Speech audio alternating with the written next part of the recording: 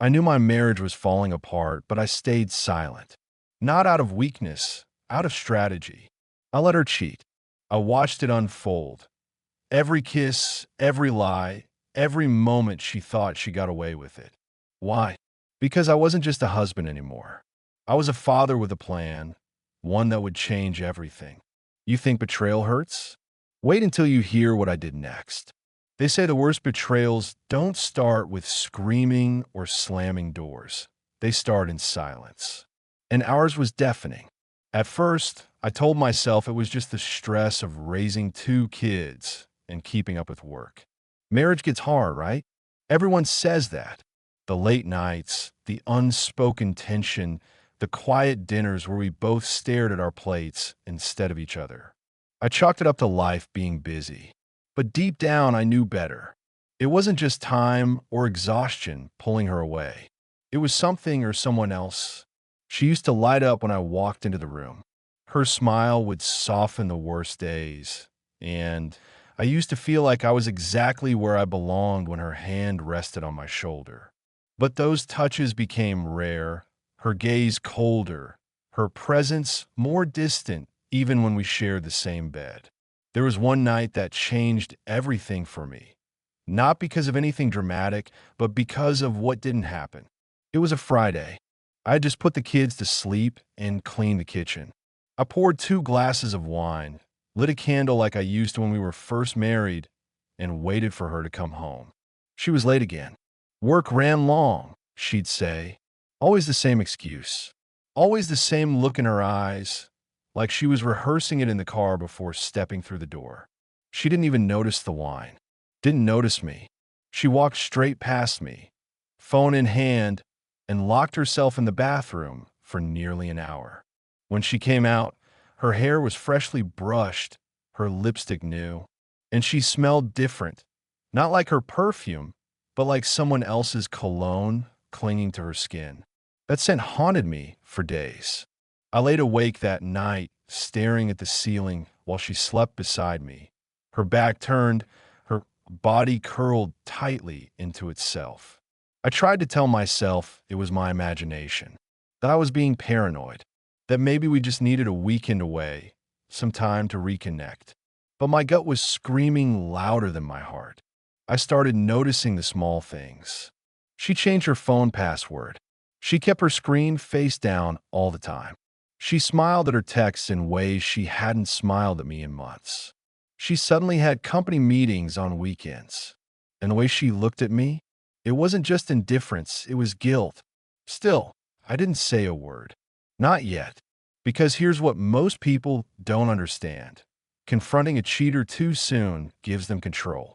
It gives them time to rewrite the story, to paint you as the unstable one, the overthinker, the paranoid husband who pushed her away. And the courts? They eat that narrative alive, especially when it comes to child custody. I wasn't going to fall into that trap. So I waited, patiently, quietly, pretending not to notice, pretending I still believed the lies. I smiled through dinners, played with the kids like everything was fine, tucked them in with the same bedtime stories every night, even as my heart began to harden. I began documenting everything, not to trap her, but to protect what mattered most, my children. I couldn't bear the thought of them growing up under a roof where deceit was normal, where truth was flexible.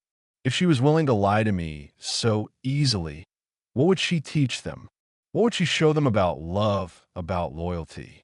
One night, as I watched her sneak into the living room past midnight to check her phone, I knew for sure I couldn't save this marriage, but I could save my kids from the fallout. I just needed proof, and I knew how to get it. But to do that, I had to do the hardest thing I've ever done. I had to let her cheat, on purpose. There's a particular kind of pain that comes with pretending not to notice. It settles in the bones, slow and heavy, until you start forgetting what peace used to feel like. I lived in that space between knowing and denying for longer than I should have. Not because I was weak, but because I had to be smart. I wasn't just a husband anymore. I was a strategist, a quiet observer, and most of all, a father with everything to lose. The kids were still young. Liam had just turned 6, and Ella was barely 3. They were the kind of children who believed in monsters under the bed and magic and dandelions. They didn't understand tension. They didn't hear the sarcasm in their mother's voice or see the way she avoided eye contact at breakfast. They just knew that dad played with them and mom was always on her phone. It broke my heart in quiet ways. I remember one morning, Liam asked me, "Why doesn't mommy come watch movies with us anymore?" I didn't know how to answer. How do you explain to a child that his mother is drifting further away from the family she built? That her smile has become a mask and her arms no longer reach for hugs unless there's a camera watching? I told him she was tired from work. It was the easiest lie I ever told and the one that hurt the most. But that moment shifted something in me. My suspicions weren't just about betrayal anymore. They were about protection. If I was right, and she was truly having an affair, then it wasn't just our marriage that was at risk. It was the emotional world my kids were growing up in, and I refused to let them become collateral damage. So I started documenting. Every missed bedtime. Every night, she came home late with smeared lipstick and perfume that didn't belong to her. Every cold shoulder, every fake laugh, every weekend trip that had no photos or receipts. I kept it all carefully, quietly. I even bought a small notebook and kept it hidden in my sock drawer. Each entry had a date, time, and short description. April 14th, 10:42 p.m. Phone call on the porch, whispering, ends with a laugh. Doesn't see me watching. May 2nd, 3:10 p.m. Work event, supposedly in Boston, but suitcase still packed at 9 p.m. Claims canceled. Acts annoyed when asked.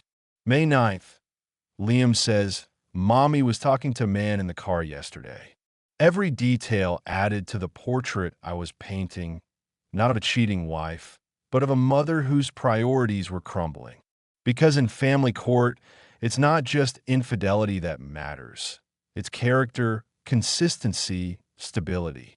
The judge won't care who kissed him, but they care deeply about who puts the kids to bed, who picks them up from school, who shows up day after day, even when life hurts. So I showed up.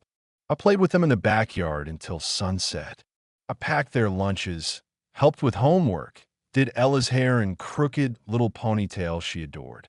I made pancakes shaped like bears and turned rainy afternoons into forts made of blankets and chairs.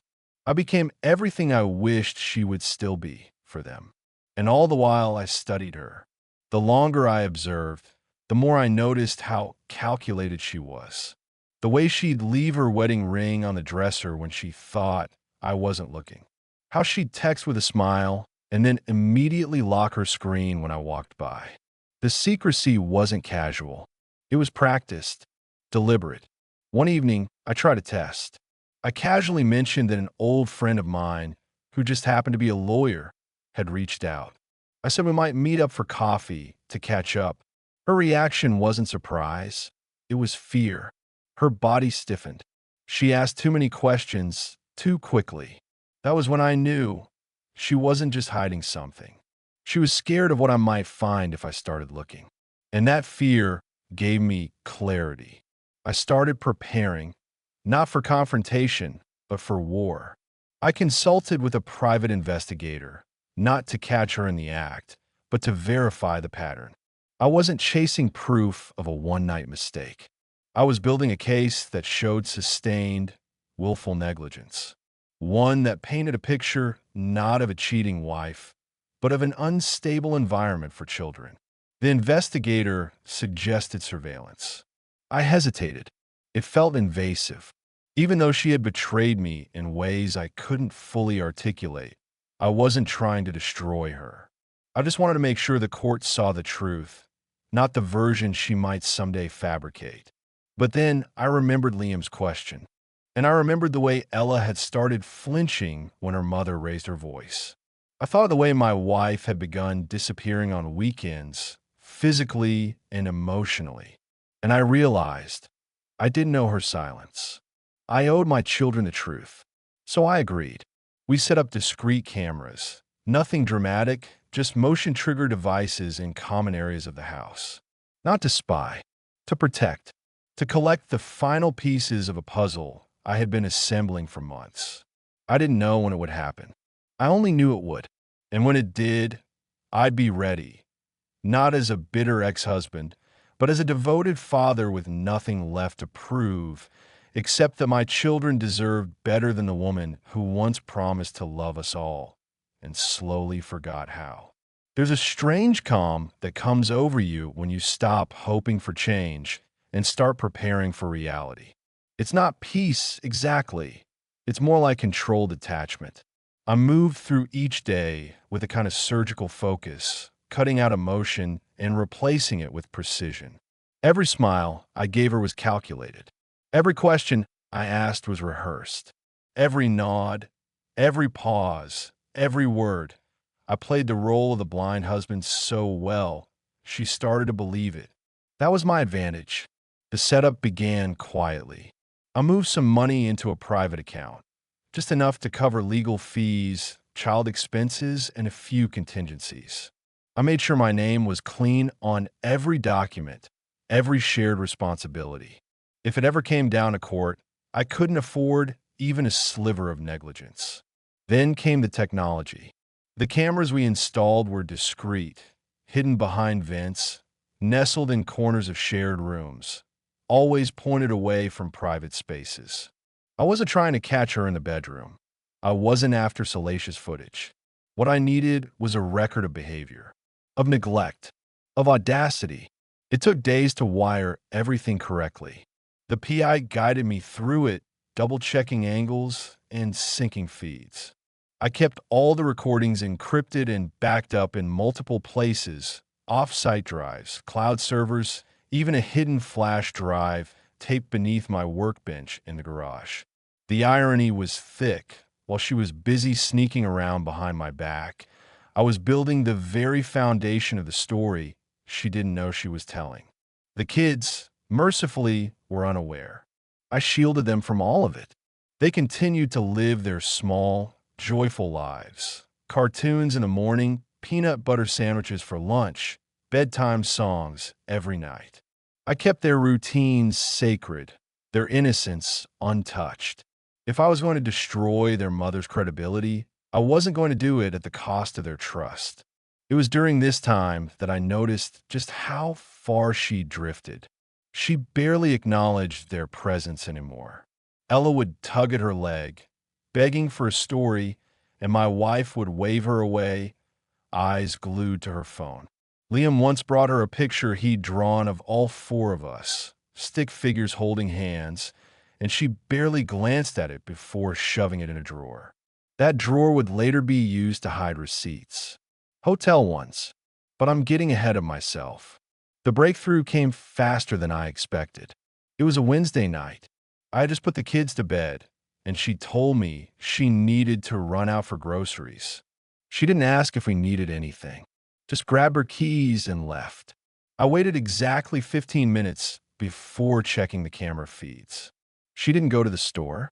She didn't even leave the neighborhood. She pulled into a cul-de-sac 2 streets over, parked her car behind an unfamiliar SUV, and walked up to a house I didn't recognize. The door opened before she even knocked. A man stepped out, mid-30s, tall, wearing a smug expression and not nearly enough shame. He kissed her like it was the most natural thing in the world. And she kissed him back. I didn't flinch. I didn't scream or throw anything. I simply watched. Cold. Focused. She stayed for nearly 2 hours. By the time she came home, I was already in bed, feigning sleep. She crept into the room quietly, like a teenager sneaking back from curfew. She smelled like cologne and wine. She tiptoed into the bathroom and brushed her teeth 3 times, probably thinking mint could erase guilt. It couldn't. The next few days, I let the charade continue. I needed more. Patterns. Repetition. Proof that this wasn't a one-off mistake, but a lifestyle. She delivered. Friday. Monday. The following Thursday. Same man, same house, same routine. The cameras caught everything. Even more damning were the clips from our own home. She began inviting him over when she thought I was at work or running errands. Once, he played with Ella's toys while she poured him wine in the living room. Another time, they used the kitchen counter, the one Liam and I baked cookies on every Sunday. That was the day I stopped pretending she might come back from this. I gathered the footage and started sorting it. Timestamps, dates, locations. I prepared a report for my attorney, complete with a log of every inconsistency and missed parental responsibility. My lawyer was stunned. "You've basically built the case for me," he said. "Judges don't see this kind of detail very often." But I wasn't proud. I wasn't satisfied. I felt hollow. People think catching someone cheating brings relief, like it closes a chapter. But it doesn't. It just shifts the weight. Now I had to carry the responsibility of what came next. I wasn't just ending a marriage.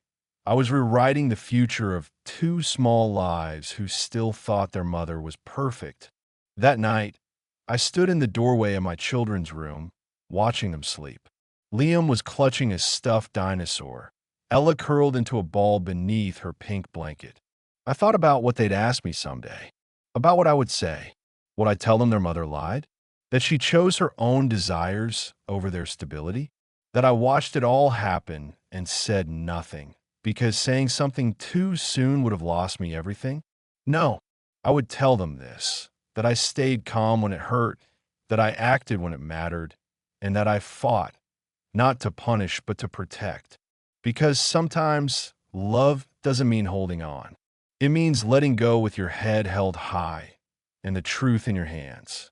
There's a moment right before everything falls apart, when time feels like it stands still, like the world is holding its breath, waiting to see whether you'll break or rise. I had reached that moment, and I was ready. The morning it all came crashing down started like any other. I woke up early, made pancakes for the kids, packed Liam's lunch with extra grapes. He always asked for more than he could finish, and braided Ella's hair the way she liked, lopsided and messy.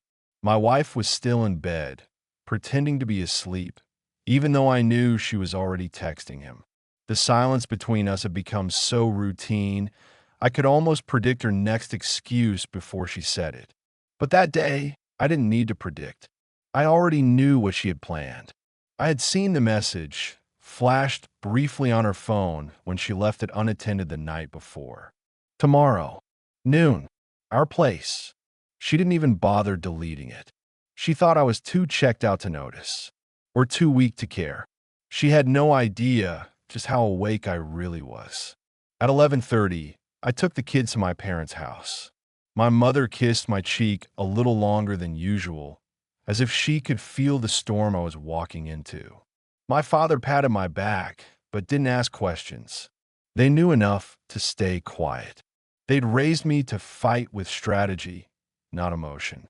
By noon, I was parked 3 houses down from our home, eyes fixed on the live feed coming through my phone. She didn't disappoint. He showed up in that same SUV, brazen as always. She greeted him at the door like they were meeting in a hotel, not the house where our children had taken their first steps, spoken their first words, clung to our legs in fear of monsters under the bed. The same house where I had once dreamed of growing old with her. The feed captured it all, their bodies entangled on the couch, laughter echoing in the background, wine glasses clinking. There was no shame, no hesitation, no regard for the life they were trampling.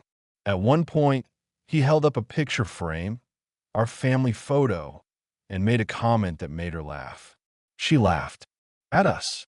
I didn't feel rage. I felt clarity. This wasn't just infidelity.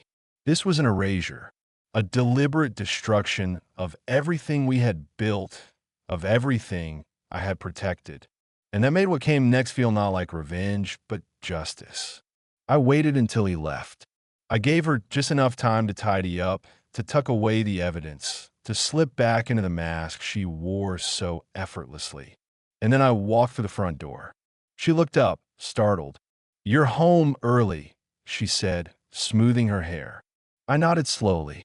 Thought I'd surprise you. There was something in my voice, something she didn't recognize. Strength, maybe, or certainty. She narrowed her eyes, unsure whether to fake affection or retreat. I didn't give her the chance to choose. I know, I said simply. Everything. Her smile died instantly.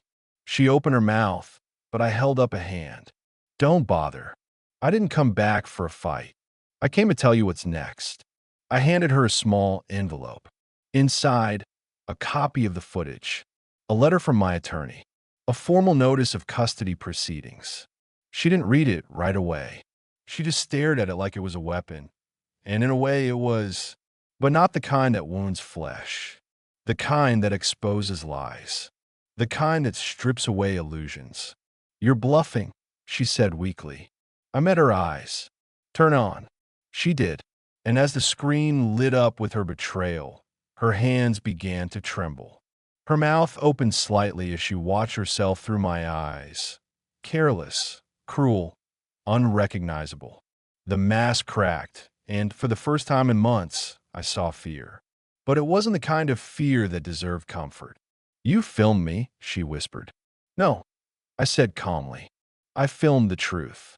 There was no screaming, no begging.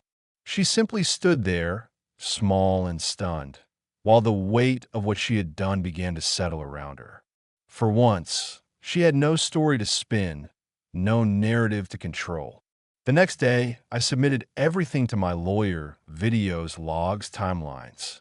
We filed the petition immediately. Within 48 hours, a judge signed off on a temporary custody order. She was allowed limited visitation, supervised. Her attorney tried to fight it, but the footage was damning.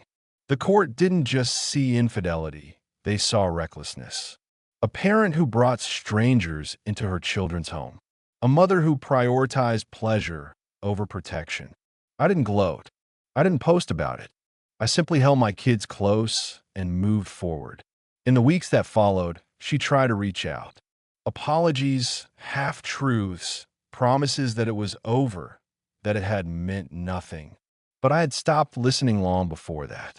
When someone burns the bridge your children are walking across, you don't rebuild it for the arsonist. You build a new one and make damn sure it's safe. The day the final custody order was granted, Liam sat in the back seat of my truck humming to himself. Ella was asleep beside him, clutching her stuffed bunny. I looked at them in the mirror and felt something shift inside me. Not anger, not grief. Just resolve. I had caught her in the act. And now, the only thing left to do was rebuild the life she tried to destroy. With them, for them, without her. The courtroom wasn't what I expected. There were no grand speeches or pounding gavels. No outbursts of guilt or dramatic declarations. Just silence, clipped voices, the scratch of pens, and the hum of air conditioning that never seemed to warm the room.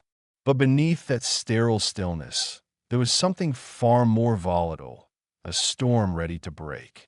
I sat at the petitioner's table, my attorney at my right, a folder of evidence between us. Across the room, she sat with her lawyer, her body rigid, her eyes glassy. She looked smaller in that seat than she had ever looked in our home, stripped of her arrogance, of her control, of the fiction she had carefully curated. She hadn't seen the kids in 2 weeks. By the time we walked into that room, my case was already strong. I hadn't relied solely on the footage, though it was powerful. I had built a timeline of neglect, inconsistent parenting, and selfish choices. My attorney had gathered character witnesses, daycare records, missed appointments, and social media screenshots. We didn't just tell a story. We proved a pattern. Still, the judge was reserved. That's how family court works. Deliberate, measured, emotionless.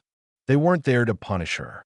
They were there to decide what was best for 2 innocent children whose world had been quietly breaking. And that's exactly what I reminded myself. This wasn't about vengeance. It never had been. It was about Liam, about Ella, about protecting their ability to grow up with stability, safety, and love, not confusion, chaos, and deception. The proceedings began with the basics: marital history, shared property, custody preferences. She tried to maintain composure, speaking in clipped, robotic answers. When her attorney suggested I had always been emotionally distant, I could see her shoulders rise with hope, as if grasping at a thread of credibility. But then we began presenting evidence. I watched her flinch the first time the footage played. It was muted, just the grainy image of her sitting on the couch with him, his hand brushing hers, their lips pressed together as wine glasses clinked. The judge barely reacted, but the room shifted. Then came the report logs: missed school events, forgotten pickups, video of her partner leaving the house through the side gate, just moments before she texted me that she was resting upstairs with a migraine. Every inconsistency chipped away at her defense until the only thing left was silence. At one point, her attorney leaned in and whispered something. She shook her head slowly, eyes locked on the table. Maybe he told her to settle. Maybe he told her she was losing. I'll never know. But what I do know is that she didn't look at me once. Not during the footage, not during the witness statements, not even when the judge asked her directly whether she thought her actions were in the best interest of the children. She stammered something about making a mistake, about being human. But by then, the damage was done. I gave my own testimony, and I didn't speak with bitterness. I spoke like a father. I told the court about Liam's questions, about Ella crying when her mother forgot to pick her up from daycare again. I told them about the nights I stayed up watching the monitor, making sure they were breathing while she was out laughing in someone else's arms. I told them about the promise I made to my son the night he caught me crying in the garage, that no matter what, I would never leave them, never make them feel like they were too small to matter. The judge listened. No nas, no expressions, just steady notes. And then, after 3 hours of hearing after hearing, the final blow came. Not from me, but from her own words. My attorney submitted text messages we had subpoenaed from her phone records. Screenshots of her conversations with the man, discussing not just rendezvous, but moving in together, joking about how easy it would be to get rid of the kids for a while. That broke something in the room. Not legally, but humanly. Because what parent speaks like that? When the judge finally closed the file and leaned back in his chair, I saw something flicker in his eyes. Not judgment, not pity, just understanding. And then he ruled: full legal and physical custody to the father. Supervised visitation to the mother, pending review. No buenas estás. No unsupervised contact. My heart didn't leap. My fists didn't clench. I simply closed my eyes for a second and felt the weight shift off my chest, off my shoulders, and onto something more solid. Something right. She didn't cry. Not there, not then. She simply gathered her bag and left the courtroom, head down, like someone escaping the wreckage they started with their own hands. Afterward, I stood outside the courthouse, the afternoon sun warm against my face. My attorney gave me a firm handshake, told me to take a breath, said I had done everything right. But I didn't feel victorious. I felt steady, and that was enough. I picked up the kids that evening. Liam ran to the car, shouting about dinosaurs, while Ella showed me a leaf she found shaped like a heart. I watched them buckle themselves into the back seat, unaware of how close they'd come to a different future. As I pulled away from the curb, I didn't look back. The courtroom storm was over, and in its place, a quiet beginning. The weeks after the court ruling were oddly quiet, not in sound, but in weight. It was the kind of silence that feels earned, like the stillness after a storm that nearly tore your house down. I didn't celebrate. I didn't post about it. I didn't even tell most of my friends. Some battles are too personal to parade. This one had taken everything from me: energy, trust, time, years of my life I would never get back. And yet, standing in the wreckage, I knew I had salvaged the only thing that truly mattered: my children. They were too young to understand the scope of what had happened.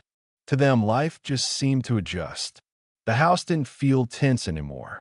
Their bedtime wasn't interrupted by whispered arguments behind closed doors. There were no more canceled park days or missed birthday parties. The presence of peace, even in its most subtle forms, was something they noticed instinctively. But I noticed the gaps, the spaces where her absence echoed. There were reminders I couldn't avoid. The corner of the closet where her shoes once sat. The drawer that still had one of her scarves I'd missed when packing up her things.